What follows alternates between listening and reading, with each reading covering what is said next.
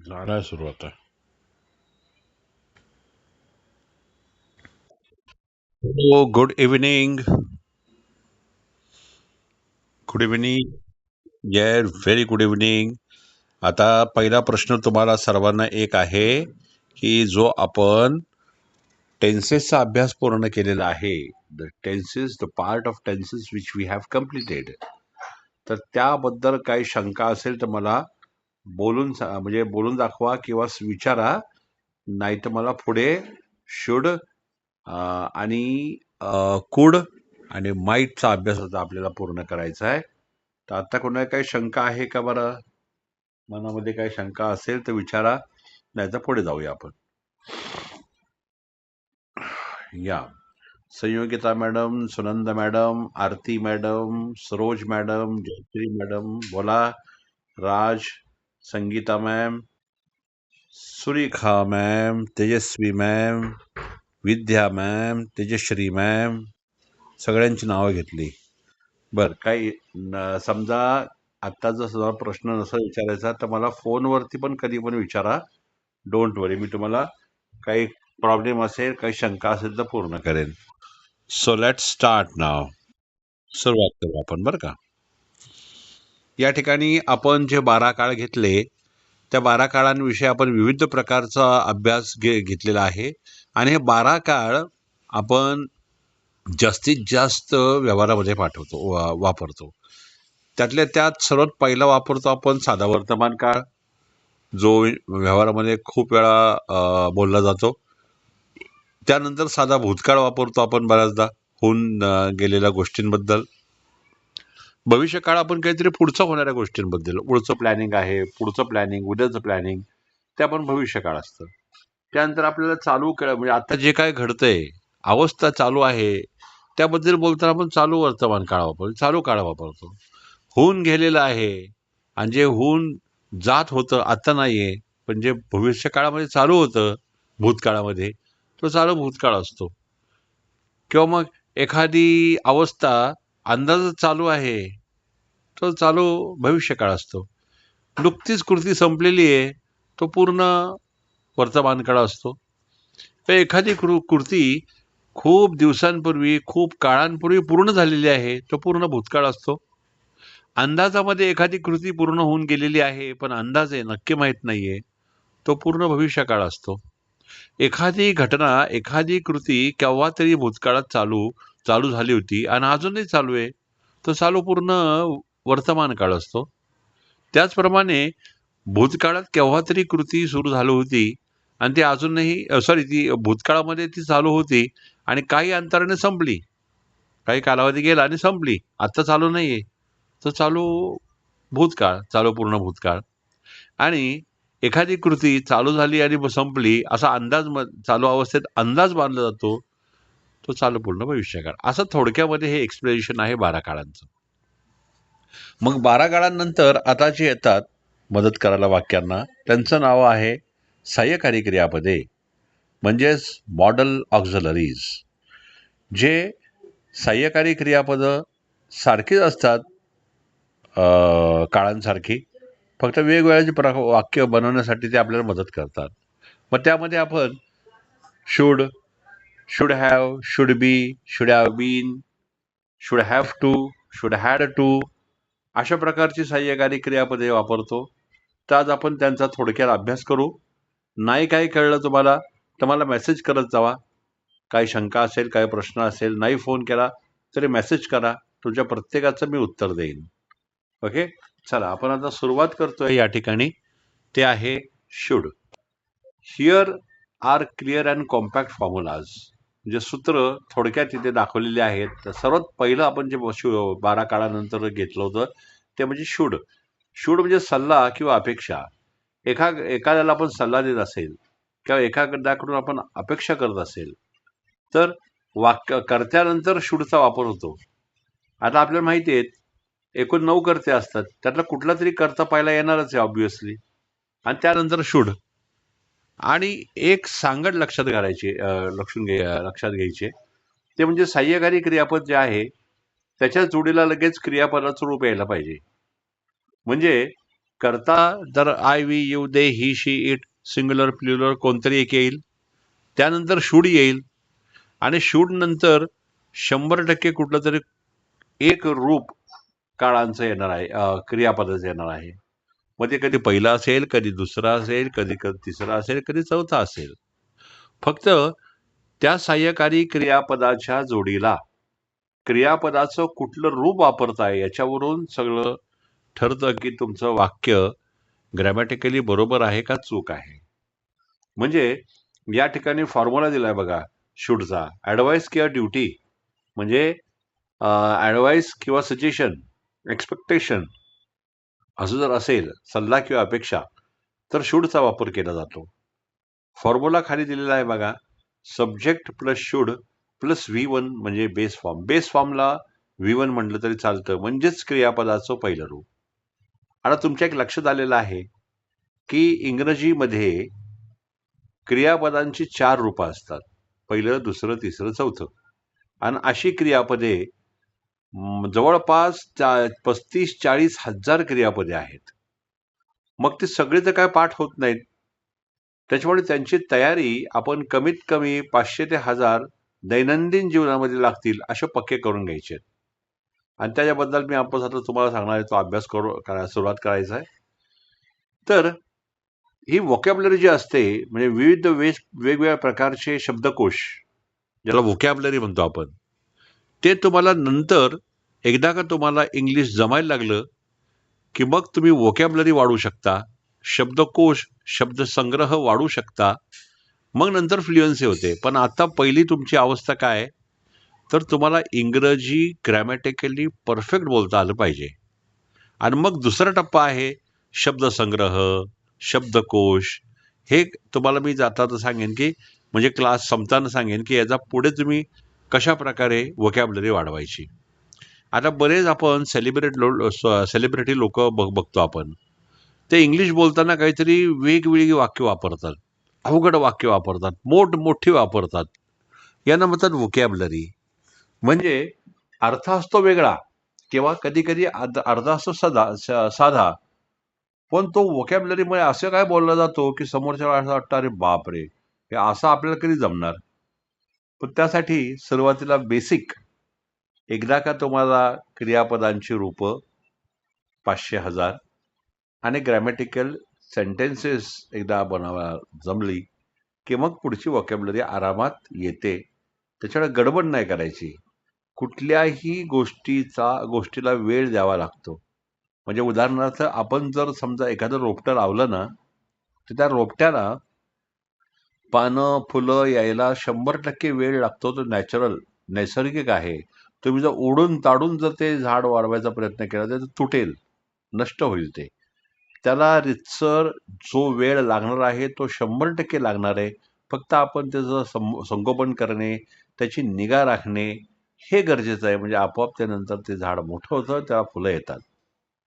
अशाच प्रकारे आपला इंग्लिशचा प्रवास आहे की रोज सराव करा, प्रॅक्टिस करा, किमान 10 ते 15 मिनिटं करा आणि मग नंतर कळेल की हे माझ्या अंगवळणी पडलेलं आहे आणि मी आरामात बोलू लागलेली आहे. ओके. तर आता आपण येऊया पहिल्या वाक्यावरती, शुडच्या. वाक्य आहे यू शुड स्टडी. मग यू शुड म्हणजे स्टडी म्हणजे अर्थ काय, तर तू अभ्यास केला पाहिजे. मराठी वाक्यामध्ये पाहिजे हे पाहिजे हे सहाय्यकारी क्रियापद शेवटी दिसतंय बघा. तू अभ्यास केला पाहिजे हे वाक्य जर बघितलं आपण मराठीमध्ये, तर तू हा करताय, केला पाहिजे. तू अभ्यास म्हणजे कर्म, म्हणजे करता, मग कर्म, करणे म्हणजे क्रियापद, करणे म्हणजे केला म्हणजे करणे, आणि पाहिजे म्हणजे सहाय्यकारी क्रियापद. म्हणजे मराठीमध्ये हा सिक्वेन्स कसा झाला, करता, कर्म, क्रियापदाचं पहिलं रूप आणि सहाय्यकारी क्रियापद. हा मराठीवाला सिक्वेन्स आहे.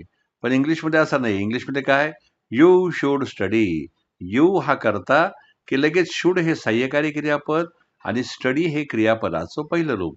हा सिक्वेन्स लक्षात ठेवायचा इंग्लिशमध्ये. कर्त्यानंतर सहाय्यकारी क्रियापद आणि मग क्रियापदाचं पहिलं रूप. मग या ठिकाणी शुड आहे ना, तर शुड नंतर पहिलंच रूप यायला पाहिजे. तुम्ही जर असं म्हटलात ना, की यू शुड स्टडीड, म्हणजे स्टडीचं तिसरं रूप घेतलं आणि तुम्ही वाक्य म्हटलात की यू शुड स्टडीड, तर वाक्य चुकलं. कारण तुम्ही क्रियापदाची रूपं बदललेली आहेत. पहिलं, दुसरं, तिसरं, चौथं. मग जिथं जे आवश्यक आहे तेच रूप त्या सहाय्यकारी क्रियापदाबरोबर यायला पाहिजे, एवढं लक्षात ठेवा. मग या ठिकाणी शुड नंतर क्रियापदाचं पहिलं रूप येतं, म्हणजेच बेस फॉर्म. तू अभ्यास करायला पाहिजे, यू शुड स्टडी, हे पहिलं वाक्य. आता मी तुम्हाला होमवर्कला या सगळ्यांची एक एक वेगळी मराठीत वाक्य देणार आहे. आता होमवर्क काल लोकांनी फक्त 2 का 3 लोकांनीच होमवर्क पाठवलेला आहे. आज सकाळी मी तुम्हाला पाठवला होता ना त्यातला. त्यामुळे तुम्ही आता बहुतेक शिथिल झालेला दिसताय किंवा एकदम थकलेलं दिसताय आणि अभ्यास करत नाही. याचं काय कारण आहे ते काय कळत नाही. मला वाटतं पर्सनली तुम्हाला सरांना फोन करणं गरजेचं आहे. तर पहिला हां. ओके. Very good. फॅन्टास्टिक. काही हरकत नाही. काय काम करा. हां. मॅम ॲक्चुअली तुम्हाला सांगू का मी, की इतकी जबरदस्त हीट आहे ना, पण तरी पण तुम्ही थोडंसं ना निवांत तुमच्या वेळेप्रमाणे अभ्यास करा. Don't worry. हां. And take your care. काळजी घ्या. हं. ओके. आता बघा, या ठिकाणी शुड घेतला. आता 2 नंबरचा आहे शुड बी. आता शुड आणि बी असा एकत्र आलेला आहे. तर बीचा अर्थ म्हणजे असणे. असणे असा अर्थ येतो. शुड आणि बी. असणे, बीचा वैयक्तिक अर्थ येतो बी.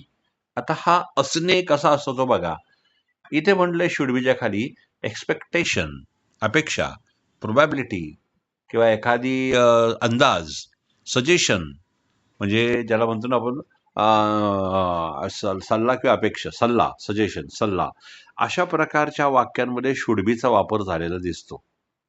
आता या ठिकाणी फॉर्म्युला आहे कर्ता. नेहमीप्रमाणे तो आपला कर्ता असणारच आहे. कर्ता अधिक शुड बी, म्हणजे शुड बी हे सहाय्यकारी क्रियापद आणि त्यानंतर मग एक तर नाऊन म्हणजे नाम येईल किंवा ऍडजेक्टिव्ह म्हणजे विशेषण येईल किंवा क्रियापदाचं तिसरं रूप दिसेल.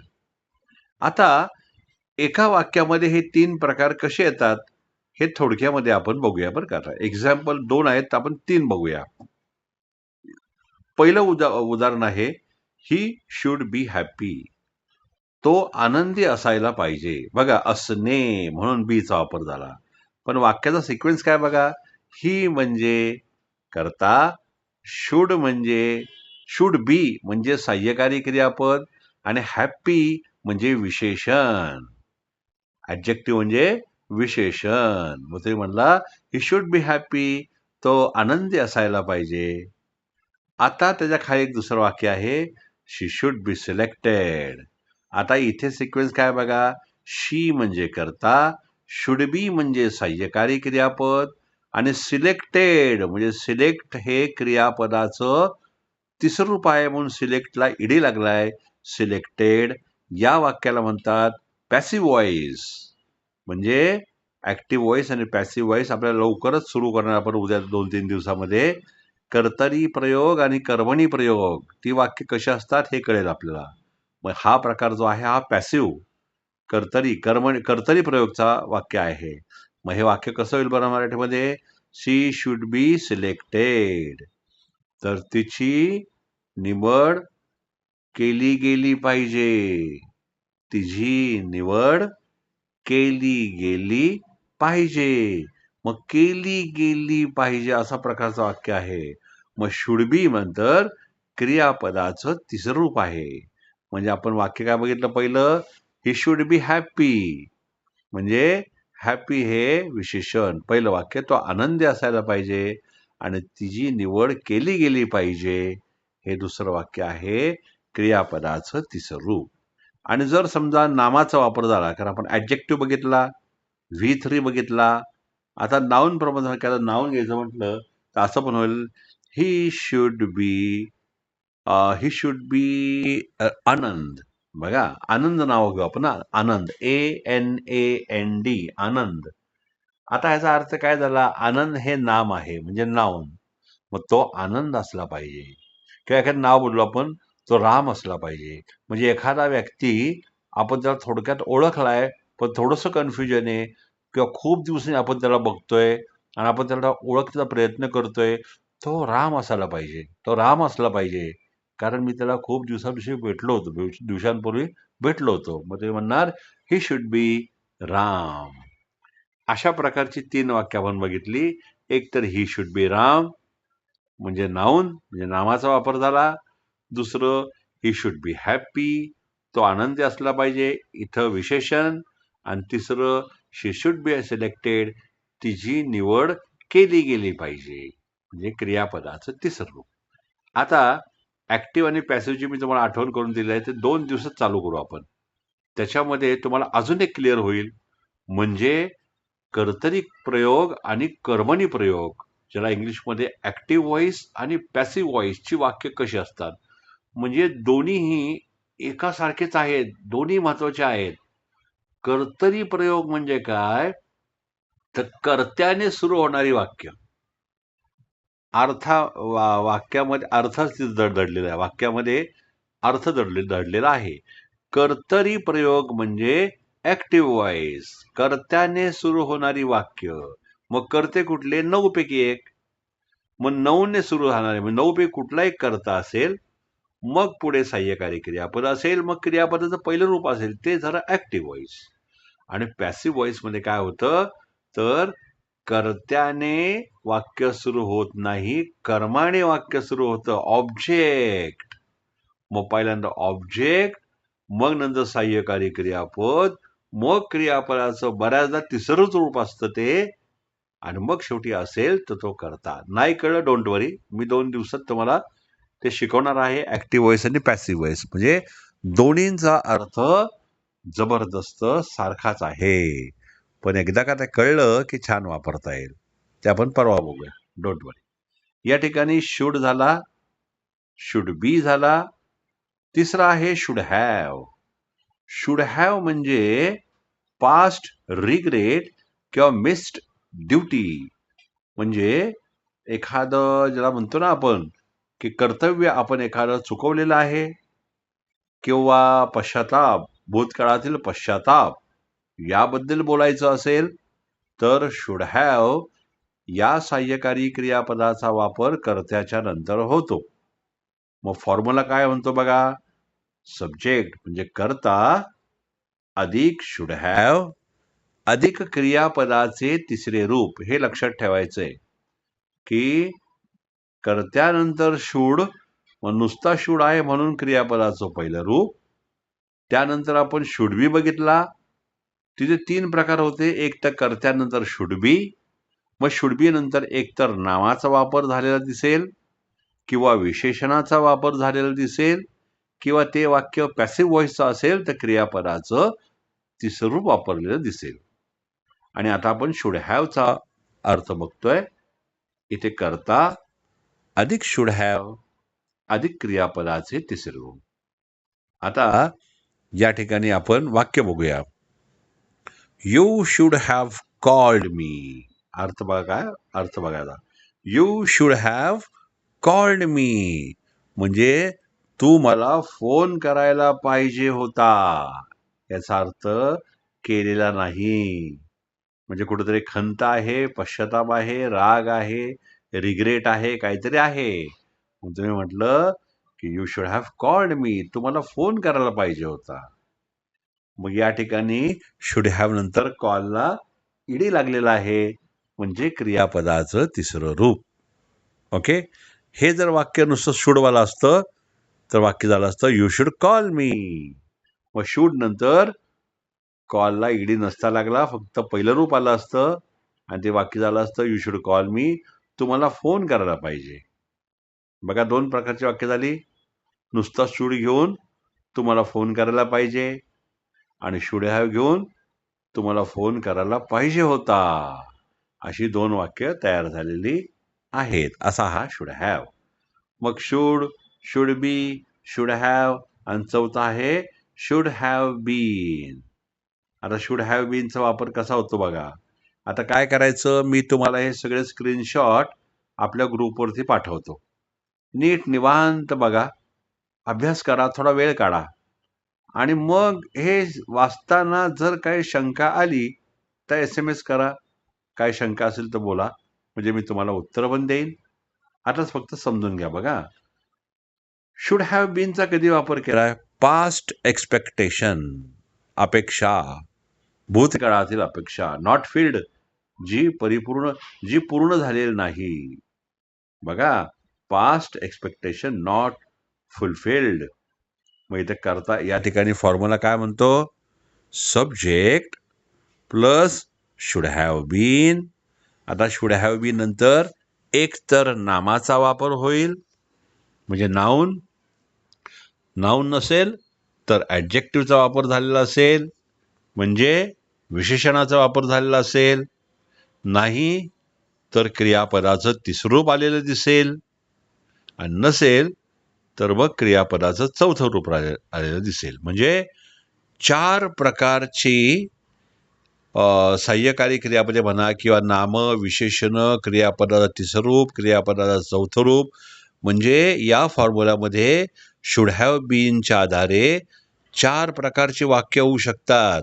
मग एखाद्या ठिकाणी सब्जेक्ट आपलं शुड हॅव बीन अधिक नाऊन, किंवा subject plus should have been अधिक ॲडजेक्टिव्ह, किंवा subject plus should have been अधिक V3, किंवा subject plus should have been अधिक V4. मग आपण काय करू? 4 प्रकारची वाक्य आपण या ठिकाणी बघूया कशी झालेली आहेत. पहिलं वाक्य काय म्हणतंय? He should have been there. There म्हणजे तिकडे, THER, देअर. मग इथं काय वाक्य मराठीमध्ये? He should have been there, तो तिथे असायला पाहिजे होता. बघा काय म्हटलं मी? तो तिथे असायला पाहिजे होता, म्हणजे अर्थ तो तिथे नाहीये. Not fulfilled. पास्ट एक्सपेक्टेशन म्हणजे भूतकाळातील अपेक्षा जी पूर्ण झालेली नाही. म्हणून काय म्हटलंय? तो तिथे असायला पाहिजे होता, किंवा तू तिथे असायला पाहिजे होता. एखादी घटना घडलीये आणि तुम्ही तिथे असणं अपेक्षित होतं, आणि तिथे गेल्यावर दिसताय तुम्ही तिथे नाहीये. ते म्हणता की you should have been there. तू तिथं असायला पाहिजे होता. अशा प्रकारची वाक्य आपल्याला दिसतात. मग इथं काय म्हटलंय? He should have been there. There म्हणजे नामाचा वापर झालेला आहे देअर या अर्थाने. त्यानंतर दुसरं वाक्य काय म्हणतंय? शी शुड हॅव बीन वर्किंग. आता काय म्हटलंय? करता गेलेला आहे शी. शुड हॅव बीन हे सहाय्यकारी क्रियापद, आणि वर्कला ING लागलाय म्हणजे क्रियापदाचं चौथं रूप. मग हे मराठीमध्ये कसं व्हायला पाहिजे? ती काम करत असली पाहिजे होती. नीट आहे का मी काय म्हणलं ते? ती काम करत असली पाहिजे होती, म्हणजे याचा अर्थ चालू अवस्था आहे पण अपेक्षाभंग झालेला आहे. काय म्हटलंय? ती काम करत असली पाहिजे होती, म्हणजे ती करत असेल असा आपल्याला अंदाज होता, पण तिथे जाऊन बघितलं तर ती काम करत नव्हती, आणि म्हणून म्हटलंय ती काम करत असली पाहिजे होती. She should have been working. Right? आता या सगळ्या प्रकारामध्ये तुम्हाला कन्फ्युजन होणारच आहे, 100%. एकदम लाईटली, इझिली घेऊच नका. फक्त वेगवेगळ्या प्रकारची वाक्य मी तुम्हाला पाठवतो ना, ती करायचा प्रयत्न करा. आणि पुन्हा तुम्हाला एक सांगेन मी, की कॉपी करू नका, कुणाला विचारू नका, तुमच्या पद्धतीने करा. सगळे चुकले तरी चालतील. मी आता पुन्हा एकदा, आता आपला मध्यंतरी हे चालू होतं ना आपलं काळांचा अभ्यास. आता पुन्हा मी करेक्ट सेंटेन्स परत पाठायला सुरुवात करतो. तुम्हाला मी होमवर्क पाठवेन, तो तुम्ही मला पाठवायचा आहे, आणि क्लास सुरू व्हायच्या आधी मी तुम्हाला करेक्ट सेंटेन्स पण पाठवत जाईन. आता या ठिकाणी 2 वाक्य बघितले आपण. He should have been there, तो तिथे असायला पाहिजे होता, आणि she should have been working, ती काम करत असली पाहिजे होती. अशी 2 वाक्य बघितली. आता पुढची आपण वाक्य बघा. 1 मिनिट, आपण स्लाइड चेंज करूया. 1 मिनिट.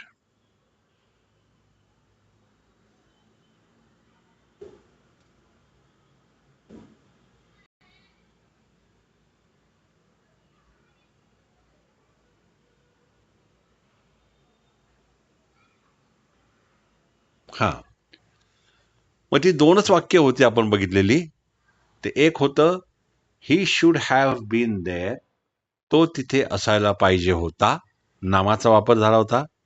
दुसरं वाक्य होतं शी शुड हॅव बीन वर्किंग, ती काम करत असली पाहिजे होती, म्हणजे क्रियापदाचं चौथं रूप.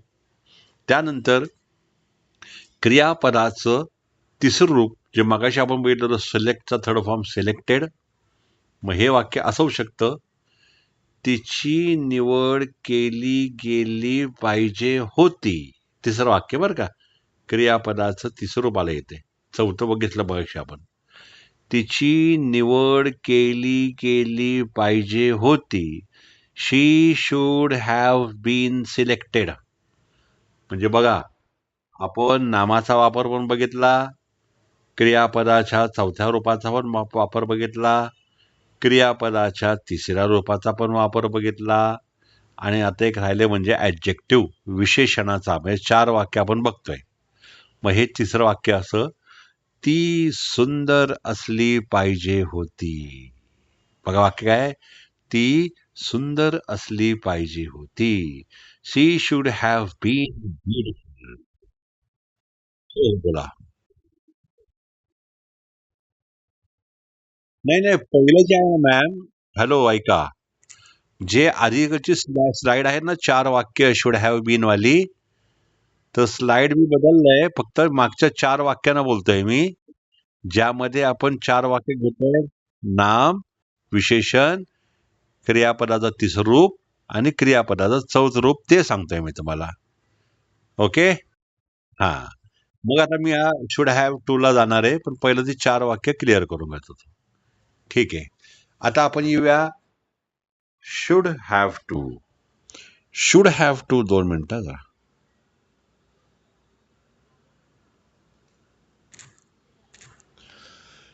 आता हे सहाय्यकारी क्रियापद आहे ज्याचं नाव आहे शुड हॅव टू.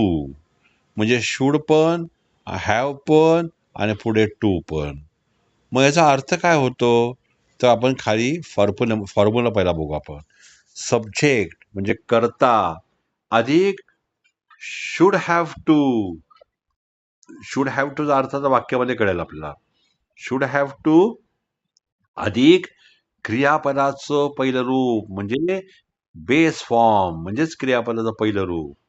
उदाहरणार्थ आता वाक्य कळेल बरं का. You should have to study. You should have to study, तू अभ्यास करायला पाहिजे, तुला अभ्यास करावा लागेल, तू अभ्यास करण्याची गरज आहे.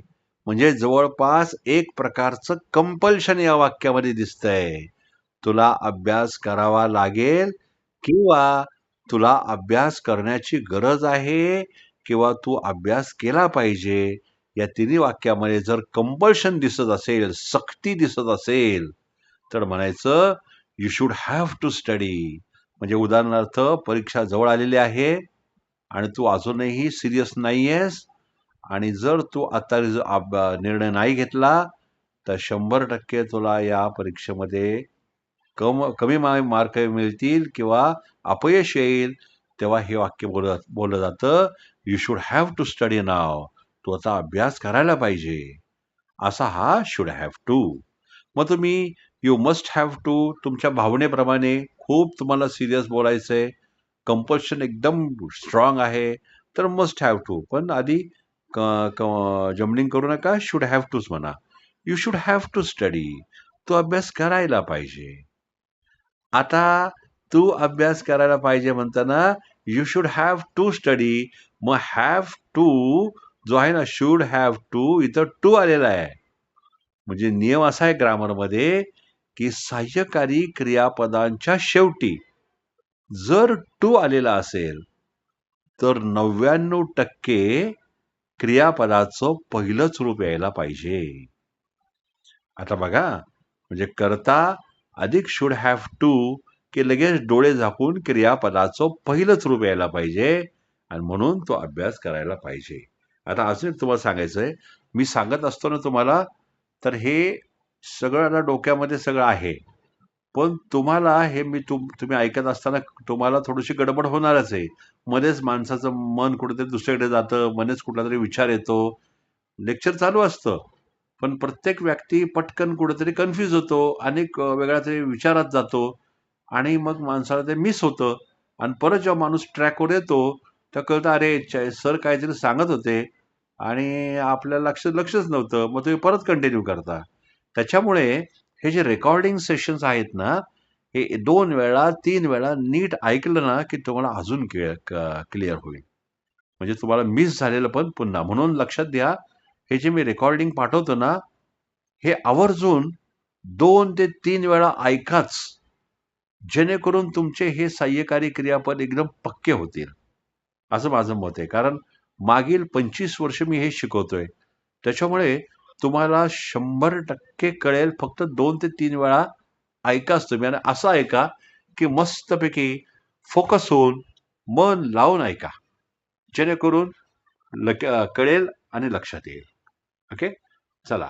शुड हॅव टूचा आपण आता बघितलं. तो अभ्यास करायला पाहिजे, तो अभ्यास करावा लागेल, तो अभ्यास करावा लागेल अशा अर्थाने शुड हॅव टूचा वापर या ठिकाणी झालेला आहे. त्याच्या खाली आहे शुड हॅव हॅड टू. आता बघा, तुम्हाला कन्फ्युजन होऊ शकतं बरं का, म्हणून म्हणलं हे रेकॉर्डिंग नीट बघा. पुन्हा पुन्हा बघा. इथं काय म्हणलंय, पहिलं बघितलं आपण शुड हॅव टू आणि मग क्रियापदाचं पहिलं रूप आणि वाक्य बघितलं आपण की you should have to study. तू अभ्यास केला पाहिजे की तुला अभ्यास करावा लागेल अशा अर्थाने शुड हॅव टू चा वापर झाला. आता खाली आहे शुड हॅव हॅड टू.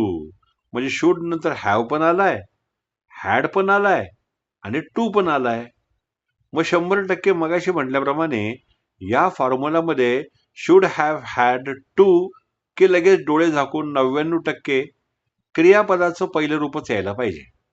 कारण हॅड हे भूतकाळीच आहे आणि म्हणून क्रियापदाचं पहिलं रूप घेतलं तरी चालू शकतं, कारण हॅड मूळतः भूतकाळी आहे.